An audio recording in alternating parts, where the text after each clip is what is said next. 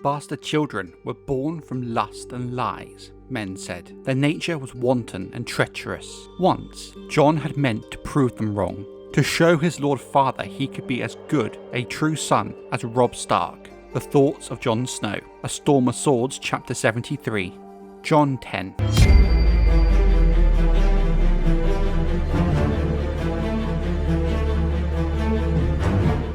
A bastard is a person whose parents are not married to each other, while of course that applies to all the peoples of Westeros, common and even small folk. From the context of the story of A Song of Ice and Fire, bastards and nobles and the highborn seem to play a huge role and have a huge impact in the story. What I want to try and do with this video is take a look at the lore surrounding bastards in Westeros and kind of come to the conclusion as to if it really would be that awful of an existence that the book seems to imply. There is a much kinder way to refer to bastards than, well, a bastard, and the negative connotation that comes with it.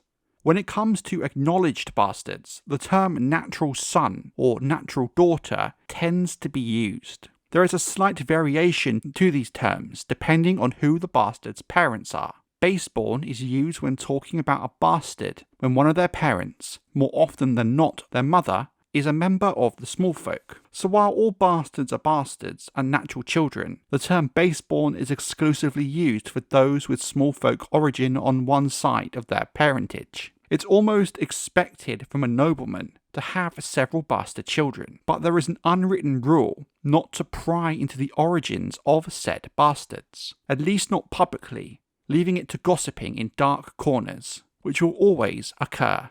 While it's not typical for a noble to bring his bastards home and raise them with his own true-born children, it is usually expected that he will see to the bastard child's well-being to some degree. But this is not always the case when the mother is a member of the smallfolk, and there are no laws to enforce this. Some might choose to have their bastards fostered at the home of another lord or distant family member, while others might decide to raise them at their own home, in the position of a servant or some other role within their household. The main reason most lords would choose to have their bastards fostered away from their seat is that a noble-born wife can take insult at her husband's bastards being introduced to her household and potentially being seen as in rank with her true-born children for twofold reasons. First, this would be a great insult to the wife if the child was conceived while the lord was married to his wife, and if the child was conceived before his marriage, there would be a certain amount of fear, the bastard being the eldest child, that they might try and usurp their true-born siblings' rights of inheritance. A bastard had to learn to notice things, to read the truth that people hide behind their eyes. The Thoughts of Jon Snow, A Game of Thrones Chapter 5, Jon 1. There is a deep level of stigma and shame that comes with being born a bastard. The poor, wide perception of them comes from the view they are said to be born from lust and lies and weakness, and as such they are said to be wanton and treacherous by their very nature. Within the highborn, the presence of bastards can even be seen as offensive by some, and the inclusion of bastards in a marriage proposal can be considered highly dishonourable and insulting. We briefly see this in the opening chapters of A Game of Thrones, where Jon Snow is made to sit on the benches at the feast for King Robert, with the rest of Eddard's household as not to offend the royal family, especially the Queen. But there is an argument to be made that this stigma bastards have to deal with means they are forced to grow up faster than true-born children. In many cases, bastards can be resentful of their origins. Even if they are legitimized, bastards can still have difficulty in removing that stigma of having been bastard-born from the wider perception of the nobility, and even within themselves. Nonetheless, as history clearly shows us, bastards might rise high. For example, male bastards have been known to study at the Citadel and become maesters, such as Wallace, a former maester of Winterfell. However, you must have the intellectual acumen to achieve this. Nonetheless, as history clearly shows us, bastards can rise high. Female bastards are often allowed to join the Faith of the Seven and become septors, like Alysanne, Lily, Willow and Rosie, the four bastard daughters of King Aegon IV and his second mistress, the blacksmith's wife, Megette. Bastards can also be knighted, and may even be appointed to the Kingsguard, such as King Aegon III's Mervyn Flowers. Bastards have even been known to rise to the rank of the Lord Commander of the Kingsguard. as Robert Flowers and Addison Hill did.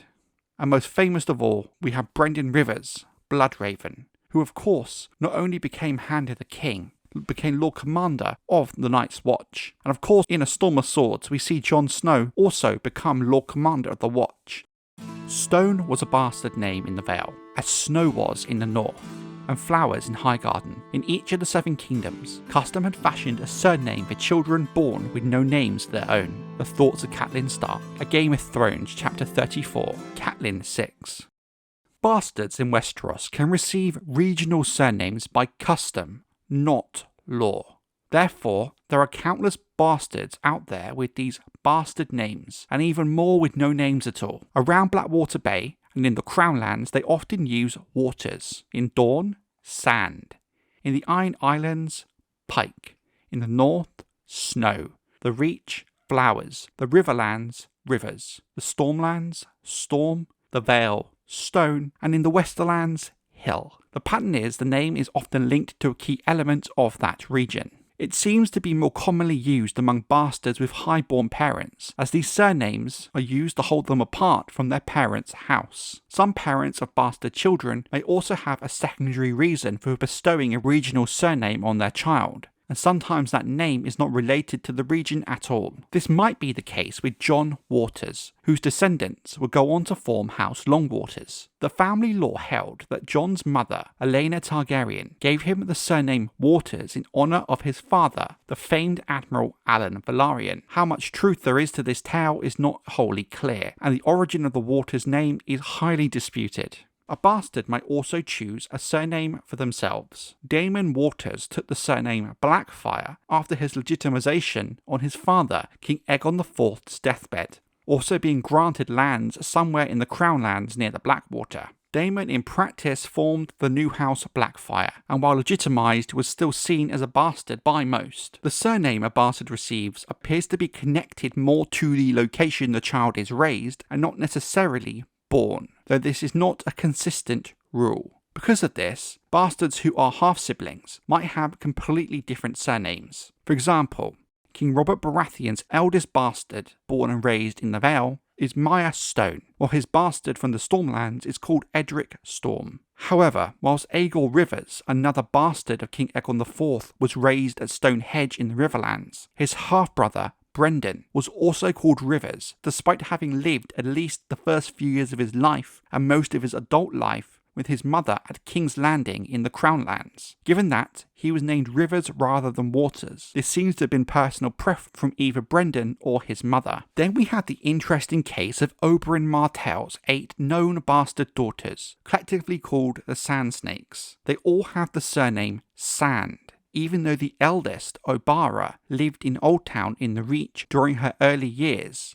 and thus could have used the name Flowers, and her sister, Nymeria, was born in Volantis, across the Narrow Sea, but we do not know much about the custom of naming bastards. As the Crown Lands are the youngest region in the realm, it is unclear where the Waters name came from, and how it became the surname for bastards from Blackwater Bay. As we have discussed, House Longwaters would claim the name came from Princess Aelena Targaryen, naming John Waters Waters after his seafaring father. But in fact, the earliest mention of it goes back to 74 AC, well before Jon's birth, and applied to some of the children of Sir Lucamore Strong, a shamed Kingsguard knight who fathered bastards on many whores in the city. But what is not clear is if these children were retroactively given the name Waters decades later when the history books were being written. Most legitimate offspring of bastards often decide to keep their bastard surname. If 2 bastards from different regions with 2 different names marry, the children will most likely take their father's surname. Some later legitimate offspring of bastards might change their surname to demonstrate their legitimate nature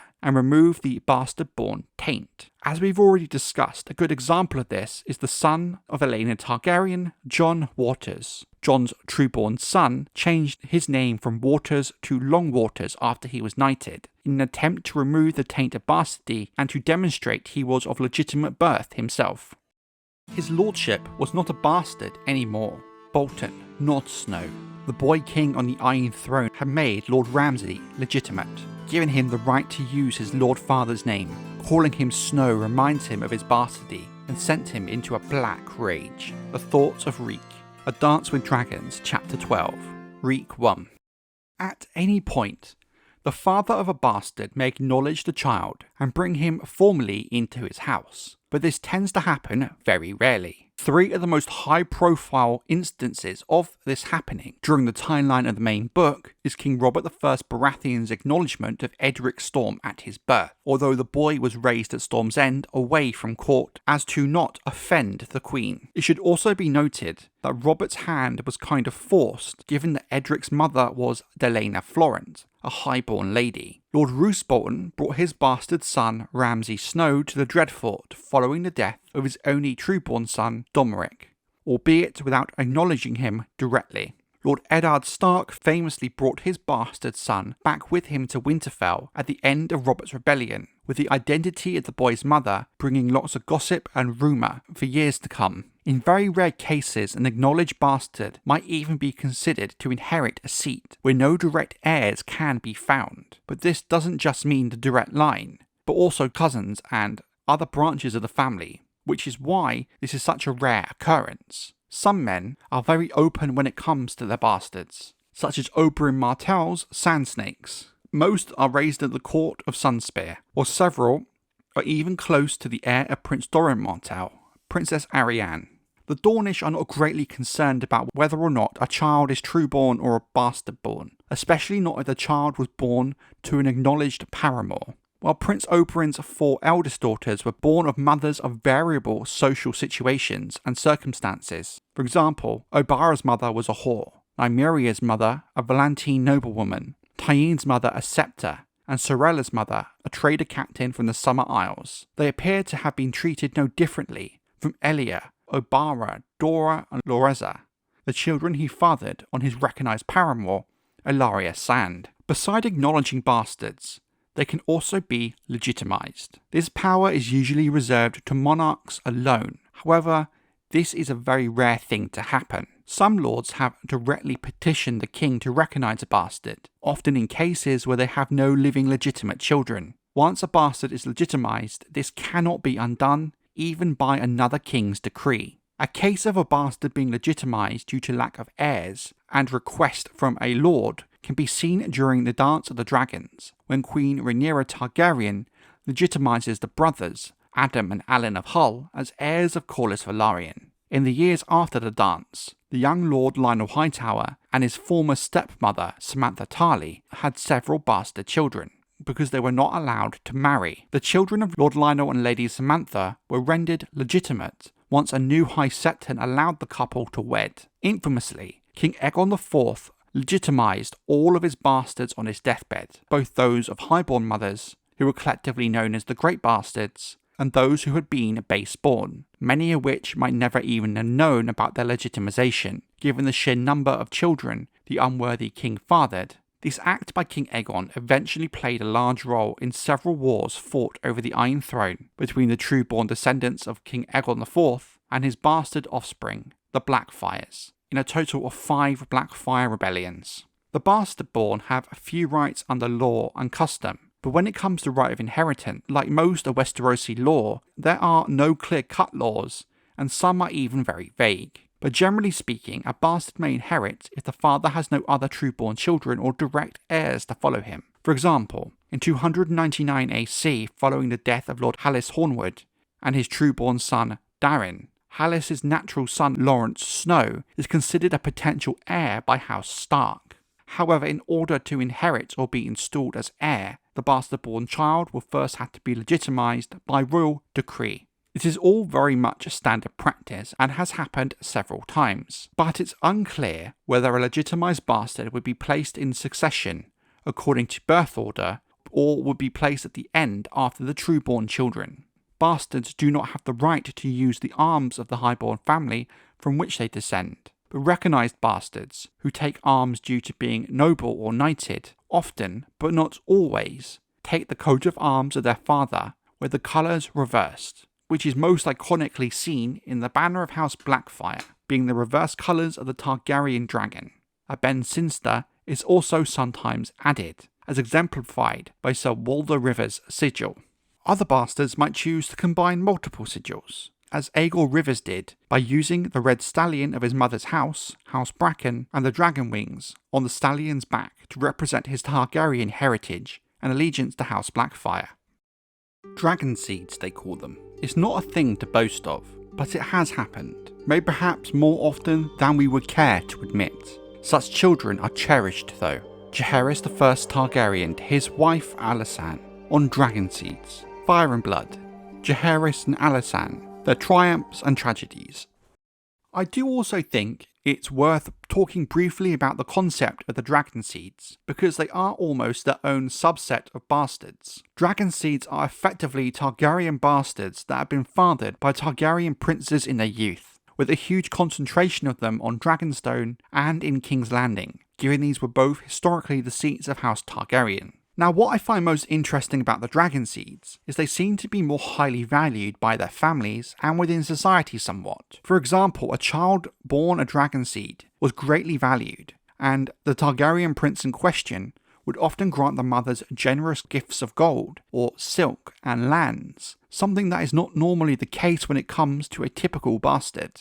There of course have been some high-profile dragonseeds, especially those who became dragon riders for Rhaenyra Targaryen during the Dance of the Dragons. But before that, we even had the likes of Orys Baratheon, the founder of House Baratheon, who was a dragonseed and half-brother of Aegon the Conqueror. By very definition, Daemon Blackfyre might be considered a dragonseed, but he is a special case, as he was a Targaryen on both sides. We often hear much about Targaryen princes having illegitimate children, so what is not clear is what the protocol would be should a Targaryen princess have a bastard. Because while Rhaenyra Targaryen supposedly had 3 bastard sons with Harwin Strong, her husband Laenor Velaryon accepted them as trueborn, and Rhaenyra would of course never publicly admit to her children's paternity, despite the truth being quite glaringly obvious. While in the HBO show House of the Dragon, they made Hugh Hammer the bastard son of the lost princess Serra Targaryen, the wild daughter of King Jaehaerys and Queen Alysanne. There is nothing in the books to indicate that this is book canon as well. Off the top of my head, the only instance I can recall of a female Targaryen having a bastard, outside of Daena and Rhaenyra, is the sad case of Gael Targaryen, yet another daughter of King Jaehaerys and Alysanne, who was impregnated by a travelling singer. But because the babe was stillborn, we never really got any information about its status or if it would be considered a dragonseed. I think it's likely, given the attitude towards the dragonseeds have changed greatly by the time in the main books, given their negative involvement in the Dance of the Dragons, it's likely those who might have a drop of dragon blood might be keeping that information to themselves. Life as a bastard in Westeros is going to present challenges, no matter if you're a bastard child of a lord or just a simple member of the smallfolk. But given the information we have, it does seem that being a bastard of the smallfolk does not impact you as much socially, given that you already have the lower status of the smallfolk. Whereas being a bastard of a lord means you will be living in a wholly different world, where the ancient feudal structures that are the spine of the nobility will dictate views and attitude towards you. You will most likely be shamed for your mere existence, and see your true-born siblings get preferential treatment. People will always be suspicious of you, and see you as a threat to the rights of the true-born children. But being a lord's bastard does come with benefits those of the small folk would not have. You get to live in a castle or a keep, with easy access to food, maybe even martial training, and in some cases, take up key positions in the household. Even though all bastards could join the Night's Watch or the Faith, to some extent even become a maester if they had the skill, there is still a chance of preferential treatment within the organisations. In A Game of Thrones, we see that Lord Commander Mormont is very equal opportunities when it comes to the roles in the Watch, and something Jon Snow quickly has to learn is that just because he grew up at Winterfell and had proper training, it makes him no better than any other brother of the Watch. What we cannot say is if other Lord Commanders have worked like this or had this attitude. But what Jon's early days in the Night's Watch show us is how even a Lord's bastard in the eyes of the small folk, such as Gren and Pip, are effectively considered highborn, even though they're really not. Bastards of lords who have been acknowledged, and bastards of the small folk, could live in 2 very different worlds that are separate from each other, while both still presenting challenges, are miles apart in terms of social status, and thus that results in them having very different lives.